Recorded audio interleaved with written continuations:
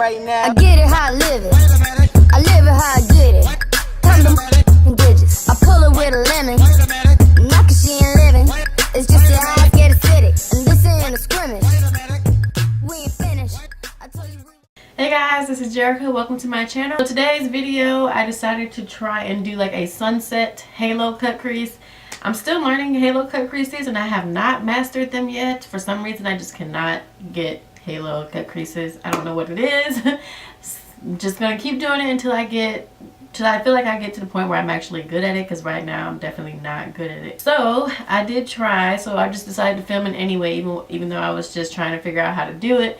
The yellow and oranges came out good, but then when I got to the purple was good. And then when I started cutting the crease and trying to put the purple back in, it's like I just could not get the color to build up.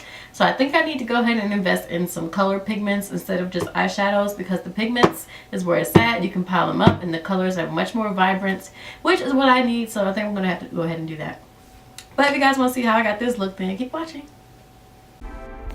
Alright y'all, starting off with the usual concealer, blending it out. Then I'm adding the yellow shade from the Zulu palette. I don't have the palette with me while I'm doing this voiceover, so I do apologize. But I'm setting it first with Airspun and then going back in with the yellow, because I forgot to do that. But this is just, again, the yellow color from the Zulu palette. Just going to put that in as my transition color. Then I'm going to go in next with the orange shade that also from the Zulu palette after I use this yellow. But you just want to keep building up the color. The yellow took a bit longer to show. As I said in the last video, I did not have a white milk pencil or any type of white jumbo pencil or base, so it would show up better with that. But so you're just going to put the yellow in as your transition color and then put the orange directly underneath, and you're going to have to keep building the color to your desired pigment. I'm really starting to learn that pigments, as I stated, are a lot more better than eyeshadows, especially for late colors. Like, these work for crease colors and transition colors, but if you want the colors to be really vibrant, get yourself some pigments. So I'm going to be getting some, so I'll keep y'all updated on that.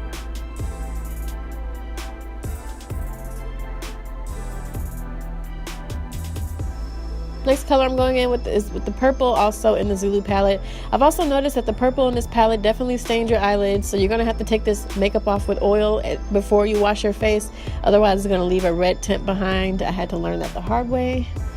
So I'm just going to keep packing on the purple. I first started with the blending brush, and then I went in with the actual like eyeshadow shader brush. I don't know what it's called, but it's an eyeshadow brush, because I wanted the purple to be darker. So I definitely had to go in with this flat brush that you see here to pack on the color. Please excuse my laughing. I was talking on the phone with my best friend, and yeah. So I'm just going to keep packing on the color.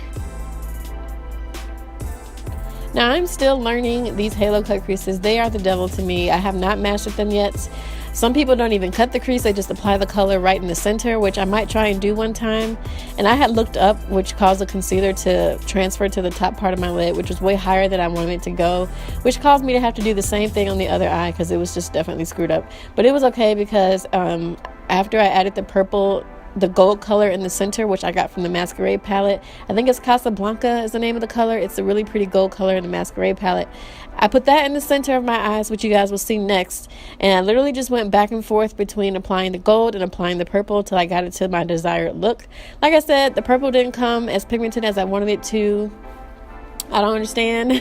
No matter how much I put on the brush, or no matter how much I saw on the brush, it just would not place on my lids. It was just like falling off, and maybe I need some type of sticky base or something to make the color apply better. I really don't know, but if you guys know anything, please let me know. See, I'm showing you guys now that I went in the Masquerade palette and used that gold color. So I'm just going to apply that in the center with this flat brush as well. This color is so pretty, you guys. It is bomb. I love this gold color.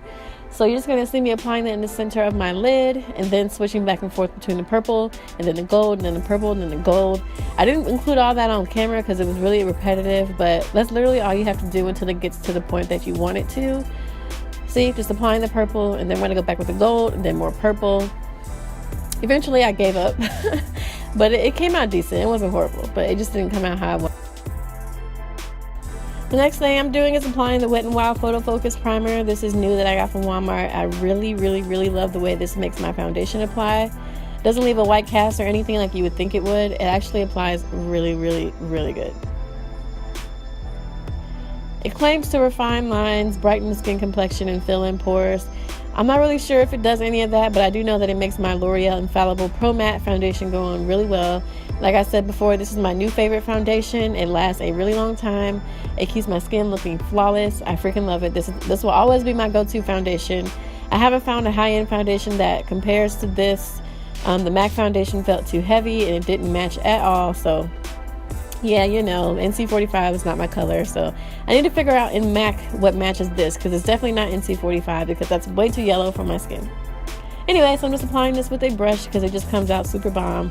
You don't even need a beauty blender. I feel like this comes out better when you use a brush. Then I'm going in with the Maybelline Better Skin in medium deep, even though this is really bright.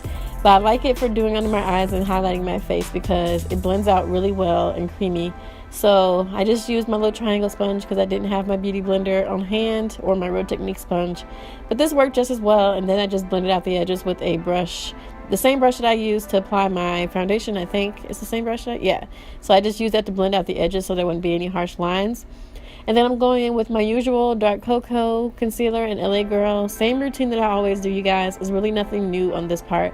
Really, I don't even have to do a voiceover because, like I said, this is what I always do. So nothing new here. Then I'm contouring my nose. I've really been feeling contouring my nose lately. It looks really bomb.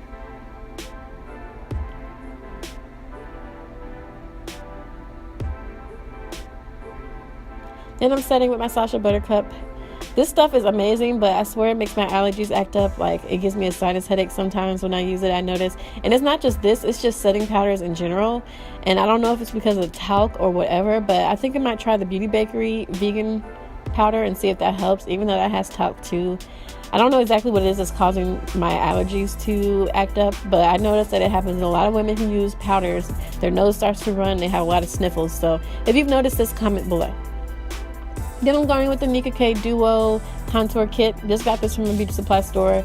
Her brand is definitely slept on. Like, she has a really pretty highlighters and stuff. I haven't used them in a while because I've been loving the Milani highlighter. I've been loving that, so I haven't used it, but it's really pretty. And now I'm just going back in with that yellow and orange color to put on my lower lash line, kind of smoking it out, and it just brings the colors down a little bit, and it makes your eyes just look really pretty when you do this.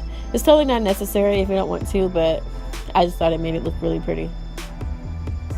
Going in with that highlighter I told you guys. In the last video I said it was the color number 3, but it's actually the number 4, which is called Glowing. It's the very last color in the Milani highlighters. This is so pretty. I told my best friend about it and she bought it and now she's in love. But it's so pretty and it just has me glowing to the gods. Like, I freaking love it. But on my brow bone, I went in with my Fenty Beauty because I wanted kind of a more yellow highlighter. So I went in over the Milani with that just to make it a little bit more yellow. And for my lips, I'm going in with the NYX Downtown Beauty lip liner. I don't really like this lip liner because it's not automatic. So you have to keep sharpening it, and I don't really like those type of pencils, but whatever. Then I'm going in with the Liquid Suede by NYX. This is in the color Sandstorm. And then I'm also going to use some concealer in the center of my lips to just kind of make it like an ombre color. And that is pretty much it, you guys.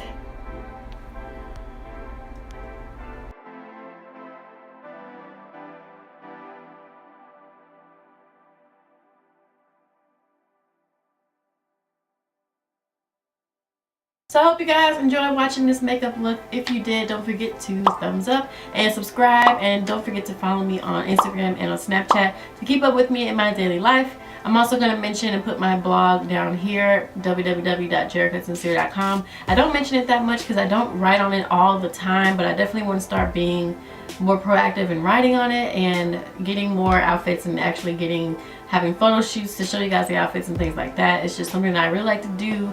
So eventually I'm going to start doing that more often, especially when I go on vacations and stuff. I want to make sure I get plenty of pictures. I also have a travel blog now.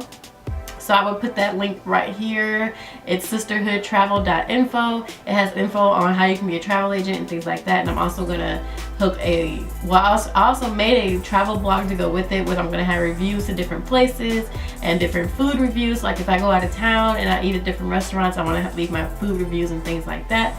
So don't forget to check those out. I will highly appreciate it. So thank you guys so much for watching and have a good day.